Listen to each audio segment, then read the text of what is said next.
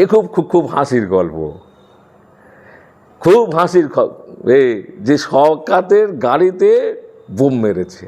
হ্যাঁ, চিন্তা করার বিষয়। 34 বছর বামফ্রন্টের রাজত্বে এই শওকত যে ধরনের হিরো ছিল, মোস্তান হিরো, হ্যাঁ, ভোট হতো না। বাংলার বিরোধী দলে সেরা ভোটে জিততো রেজ্জাক মোল্লা। আমি রেজ্জাক মোল্লা খুব সম্মান করি, ভালো মানুষ, হ্যাঁ, সাদা মানুষ, যেই যাই বলুক। রেজ্জাক মোল্লাকে ভোটে যেতে তো 50,000 ভোটে। শওকতের হাতটা শুনলে মনে হচ্ছে এখনো পর্যন্ত মনে হচ্ছে রক্তের গন্ধ আছে, বোম বারুদের গন্ধ আছে। শওকতের গাড়ি যদি কেউ মেরে থাকে, আমি যদি শওকতের কথাটা বিশ্বাস করি, শওকতের গাড়ি যদি কেউ মেরে থাকে, বাবা তুমি কত বোম মেরেছ, পাল্টা বোম তো তোমার খেতে হবে, বাপকে ছাড়বে না। আমি যদি অন্যায়ভাবে আমি আমার প্রতিবেশীকে ক্ষতি করি বা কারোকে ক্ষতি করি, প্রথমত তার চোখের জল বা পানি অভিশাপ হিসাবে আমার লাগবে, ওটা স্বয়ং উপরওয়ালা থেকে আসবে, আসমান থেকে আসবে, আজগবি। দ্বিতীয়ত, আমি যদি কারোকে অন্যায়ভাবে যদি ক্ষতি করি, যদি তার ধরুন কোনো আমি একটা বাচ্চা ছেলের বাবাকে হত্যা করলাম, যদি কেউ করে, সে বাচ্চা ছেলেটা তো দেখলো যে আমার বাবাকে কিভাবে হত্যা করা হচ্ছে, আমাদের পরিবারকে কিভাবে ধ্বংস করা হয়েছে। সে বাচ্চা ছেলেটা বড় হয়ে সে তো বোম ছুটবেই। সেই ধরনের জিনিস হলে হতে পারে। আমি শুধু শওকত কেন, আমি সমগ্র সম্প্রদায়ে, মুসলিম সহ সমগ্র সম্প্রদায় বলবো, পাপকে ছাড়বে না। মানুষের মুখে হাসি দিন, আপনি হাসি পাবেন। মানুষের দিকে অত্যাচারে বাচ্চা ছুড়ে দেবেন, সেটা কিন্তু প্রতিফলিত হয়ে আপনার দিকে ফিরে আসবে। শওকত মোল্লা বলছে যে এটা নাকি নওশাদ সিদ্দিকী করিয়েছে, তিনি জঙ্গি। অথবা নওশাদ সিদ্দিকী আবার বলছে যে তিনি নিজের গাড়িতে নিজে বোম মেরে আমাদের নামে দোষ দিচ্ছে। সর্বপ্রথম বলি, দাদা পীর কেবলা রহমতুল্লাহে যদি না বাংলাতে আবির্ভূত হতেন, সুদূর আরব থেকে এসছেন, শওকত জানে না এবং ইসলাম প্রচার করতে এসছেন।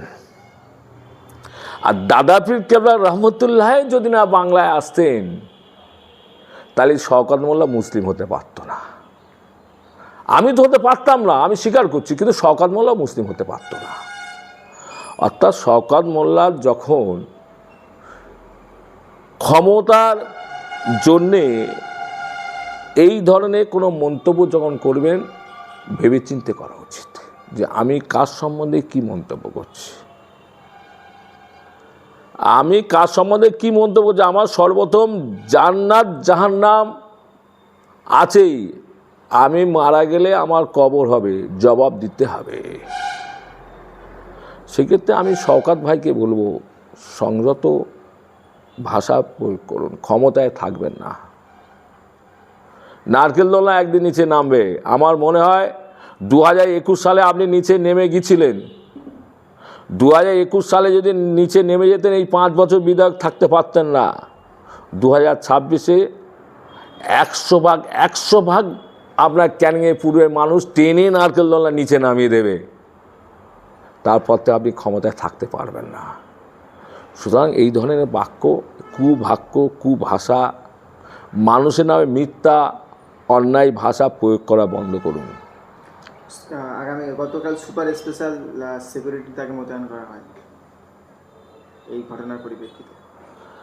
আমি যতদূর জানি, গতবারে নির্বাচনটা অনেক কেঁদে কুঁদে রাস্তা মাস্তা বন্ধ টন্ধ করে সে করে ও ছেলেদের দিয়ে কোনো রকমভাবে সার্টিফিকেট লিখিয়ে নিয়ে শওকত মোল্লা এমএলএ হচ্ছে।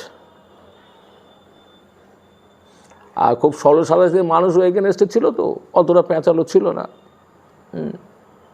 কিন্তু এবার তো সে জেতার জায়গা নেই। আর দ্বিতীয়ত, লুটপাটও করতে হবে ভোট, লুটপাট ছাড়া কোনো নেই। আর 2026 এমনি কোনো গল্প নেই, কিন্তু নিজের তো বাঁচতে হবে।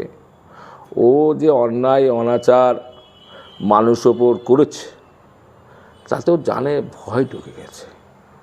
আমি পরম করুণাময় আল্লাহর কাছে নিশ্চয়ই শওকত ভাইকে এর জন্য ইয়ে করবো, আল্লাহ পাক ওনার হায়াত দিক, উনি সুস্থ থাকুন, ভালো থাকুন। কিন্তু ভয় ওনার মধ্যে একটা এসছে, সেই ভয়ের জন্য দিয়েছে। কখনো তিনি নওশাদ সিদ্দিকীকে দোষ দিচ্ছে, আবার কখনো বলছেন যে আরাবুল কাউসার করিয়েছে এটা। আচ্ছা, আরাবুলের সে ক্ষমতা আজকে না জানি না, আরাবুল কেন করতে, আর নওশাদ তো আমি যাতে জানি, নওশাদ একজন শিক্ষিত সজ্জন পরিবারের সন্তান, ভালো ছেলে। আমি 2014 সালে সমীর রাজের প্রচার কমিটির চেয়ারম্যান হিসাবে যখন আমি প্রচারে নেমেছি, আমার সামনে পেছনে তখন র্যাপ থাকতো। কাইজার আহমেদের সঙ্গে আমার দেখা হলে ও খুব সামনে এগিয়ে আসতো, বুকে জড়িয়ে ধরতাম, ও আমাকে বুকে জড়িয়ে ধরতো, সমীর রাজের বুকেও জড়িয়ে ধরতো। কাইজার একজন ভালো মানুষ, রাজনীতির ঊর্ধ্বে থেকে আমি শুধু এইটুকু বলবো, ও একজন ভালো, ওর যা সম্পত্তি আছে, ওর যা অ্যাসেট আছে, পরের ক্ষতি করে নিজের বড় হওয়া ওর দরকার নেই। কাজে এটা বললাম। আরাবুল তো আমি যেটা জানি, আরাবুল তো পুরো ঘরে ঢুকে গেছে। হ্যাঁ, ঘরে ঢুকেছে, হয়তো আরাবুল নতুন করে স্বপ্ন দেখছে। কিন্তু আরাবুল করুক আর যেই করুক, শওকত ভাই যাকেই বলুক না কেন, ভাঙরে আর তৃণমূল ফিরতে পারবে না, যার নামে দোষ দিক, যাই করুক। কারণ ওখানে মুসলিম সম্প্রদায় মানুষ একটা নিঃশ্বাস ফেলেছে। হ্যাঁ, ওরা শান্তি চায়, শান্তি পাচ্ছে, কারণ তৃণমূল ভাঙরে আসতে পারবে না। সুতরাং কারোর ওপর দোষারোপ করে লাভ নেই। আর আমি তো জানি, যেটা টুকটাক শুনছি, যে আরাবুল যদি ভোটে দাঁড়ায়, সে তো ভাঙরে দাঁড়াবে না, অন্য কোনো দল থেকে, হয়তো অন্য জায়গায় থেকে দাঁড়াতে পারে, যেটা দক্ষিণ 24 পরগনা বাইরে। হ্যাঁ, ঠিক আছে, এই ধরনের এটা আমার কাছে বার্তা আছে, আমি শুনেছি বিশ্বস্ত সূত্রে, সেটা সত্য হতে পারে না হতে।